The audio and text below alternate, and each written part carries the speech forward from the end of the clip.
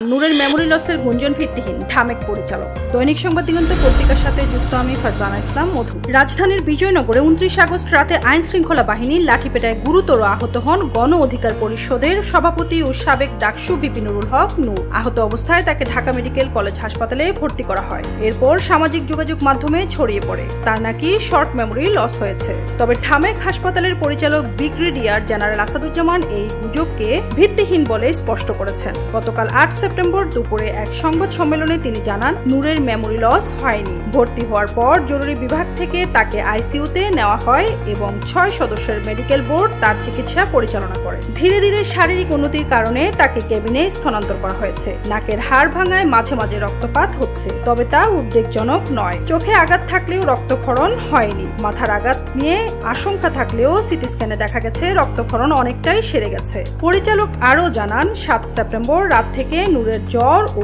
সর্দি কাশির উপসর্গ দেখা দিয়েছে। চিকিৎসক পরীক্ষা করেছেন, চাইলে পরিবার উন্নত চিকিৎসার জন্য তাকে বিদেশে নিতে পারে। বর্তমানে নূরের অবস্থা স্থিতিশীল এবং তিনি সুস্থতার পথে আছেন।